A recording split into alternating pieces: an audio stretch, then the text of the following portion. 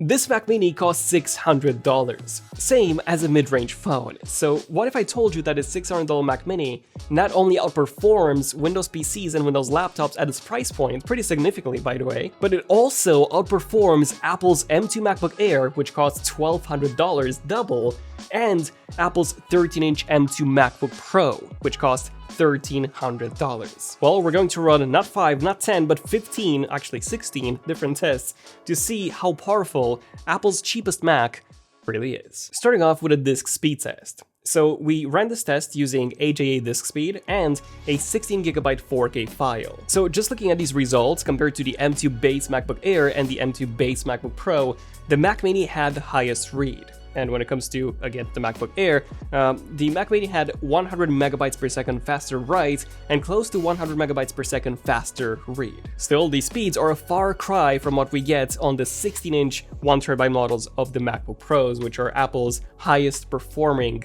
SSDs. We then tested the actual transfer speed using an external SSD with 2 folders full of video files and 18 gigabytes in total. So we transferred all of that onto the internal storage, and this is where things started getting weird. You see, the Mac Mini only took 28 seconds. The M2 MacBook Air took 1 minute and 7 seconds, same as the M2 MacBook Pro. So how could the Mac Mini be so fast when in the SSD speed test that we've seen before, it was just as slow as the M2 Air and the M2 13-inch MacBook Pro? Well, this is likely caused by the SSD's cache. So every SSD has a super fast portion inside of it where things get copied initially and then they get transferred slowly to the main SSD portion. Just to give you guys an example, Samsung's 980 NVMe drive, 500 gigabytes model, that one has a cache of 100 gigabytes. So the remaining 400 gigabytes are much slower, meaning that once that 100 gigabyte gets full, everything would be much slower. So for a 256 gigabyte drive, we likely have 50 gigabytes at most, so probably 30 or so when it comes to the M2 Mac Mini. And we can see this when we run AJA disk speed, but this time with a 64 gigabyte file. You'll see that eventually the speeds will end up dropping significantly. On these low-end machines, as long as you're working with small files, everything will be pretty fast. It's just that when you're working with large files, that's when you'll really notice a massive hit in transfer speeds. Then we tested the CPU performance with Cinebench. As you probably know, all of these machines have an M2 chip with 8 cores, out of which 4 are performance cores and 4 are efficiency cores. The main difference between the M2 Mac Mini, M2 Air, and M2 13-inch Pro is that the Air doesn't have a fan. The 13-inch MacBook Pro and the Mac Mini do, but the Mac Mini is of course bigger, the fan is larger and also more powerful, so the question is, will this actually impact performance? Well, in our 10-minute Cinebench run, the Mac Mini definitely scored the highest, but the difference wasn't as much as I expected. In fact, the difference between the Mac Mini and the MacBook Air was only 7.68%. So what about the temperatures? Well, we measured these after a 5-minute Cinebench run, and the M2 Mac Mini was at 79 degrees, so really good.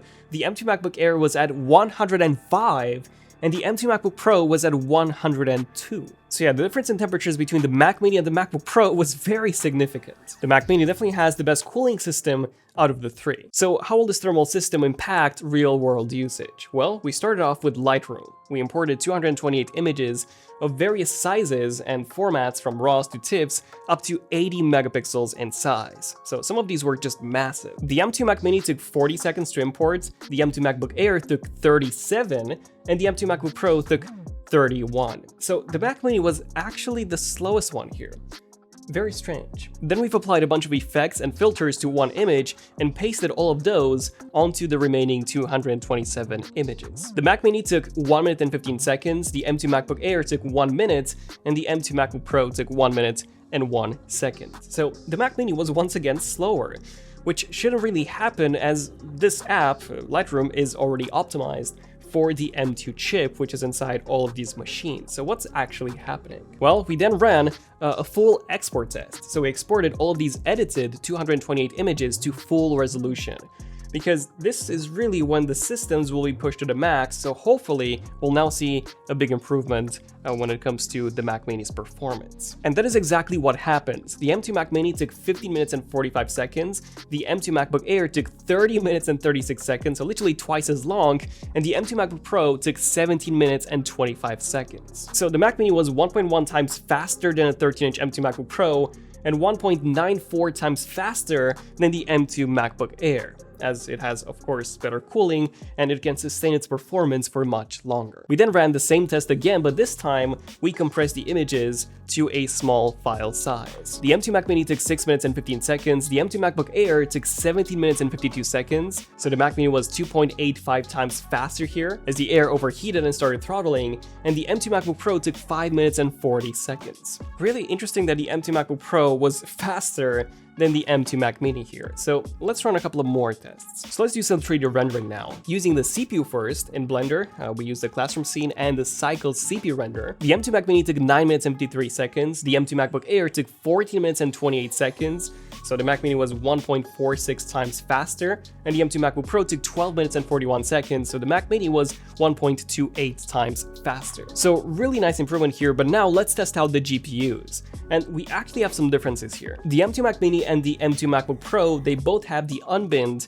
10-core version of the M2 GPU. The M2 MacBook Air has the bin version, which only comes with 8 cores. So the M2 Mac Mini took 3 minutes and 56 seconds, the M2 Air took 5 minutes and 55 seconds, so the Mac Mini was 1.5 times faster, and the M2 MacBook Pro took 4 minutes and 11 seconds. So a very small difference from the Mac Mini. But yeah, the Mac Mini was still faster here. And we also tested Final Cut Pro using our 15-minute 4K project. This was one of our previous camera comparisons, and it was a very demanding project with loads of titles and effects, and this took the M2 Mac Mini 44 minutes and 29 seconds. I told you it was a very demanding project. The M2 Air took 50 minutes and 52 seconds, and the M2 MacBook Pro took 44 minutes and 2 seconds. So the Air was slower, but not massively slower. And that's because Final Cut doesn't push the CPU and GPU all the time, it simply does a bursty export depending on your project. Then we also tested the media engines by exporting an H.265 4K 5-minute clip into ProRes, and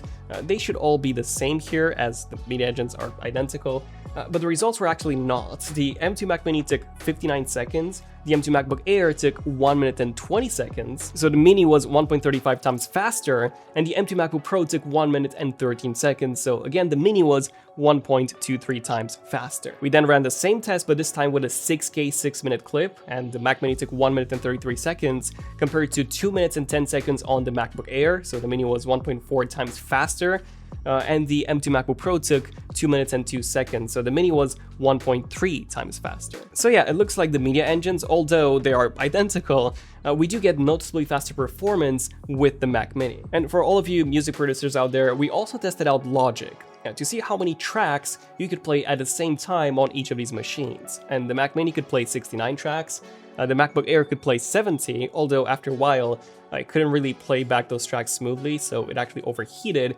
and the MacBook Pro could play also 69 tracks. Then of course we had to test some gaming, starting off with World of Warcraft, which is one of the very few Apple Silicon native games, which is really the best way to test true gaming performance on a Mac nowadays. So we set all of them to a resolution of 2560 by 1600 and ultra settings. Essentially, we set the graphics to as high as they could go. And the Mac Mini got between 43 to 50 frames per second. So that's an average of 46.5, which is very good for a $600 desktop. Keep in mind that once again the settings were maxed out. The M2 Air got between 35 to 42, so an average of 38.5, but the thing is, after 5 minutes, the Air started throttling heavily to about 20 frames per second or even lower, sometimes as low as 8. So yeah, the Air was just not suitable enough for gaming because of this. And the M2 MacBook Pro got between 38 to 45, so an average of 41.5, lower than the Mac Mini, but also sustained. And then we ran one more game, Shadow of the Tomb Raider, which is not a native Apple Silicon game,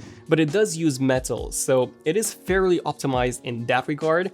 We tested this at 2560 by 1600 on the MacBooks and 2560 by 1440 on the Mac Mini, as we couldn't really get 1600 because of our 16 by 9 aspect ratio monitor, so do keep this in mind. And here the Mac Mini got 18 frames per second, the Air got 13, and the MacBook Pro got 17, which would have likely been 18 or so with the low resolution of the Mac Mini. So in conclusion, the Mac Mini actually had better performance than both the M2 Air and the M2 13-inch MacBook Pro in quite a few cases, ranging from CPU to GPU and even to media engines. Not only that, but it also comes with more ports. Rather than just 2 Thunderbolt ports, we also get HDMI, we also get Ethernet, which can be upgraded to 10 gig, and we also get 2 USB-A ports. And on top of this, you can also configure this Mac Mini with the M2 Pro chip for the same price as the 13-inch baseline M2 MacBook Pro, and get significantly better performance and 2 extra Thunderbolt ports as opposed to just 2 on the base Mac Mini model. Although for most people, this $600 baseline M2 model is more than enough. And the thing is, if you buy it through Apple's educational program, you can buy it for $100 less. Of course, that you do need to add your own monitor, your own accessories, but the thing is you can upgrade those down the line whenever you want, really. And it's also very portable. You can still put it in your backpack. It is way more portable than something like a Mac Studio. So yeah, great job, Apple. This is what I would consider the best Mac ever made when it comes to what you get for your money. And if you want to save some money, there are some great deals on both the M2 and the M1 Mac Mini if you tap on the YouTube shoppable cards down below. But yeah, let me know, what do you guys think? I'm Daniel, it's been ZONEofTECH, and I'll see you guys in the next one. ZONEofTECH, signing out. Cheers.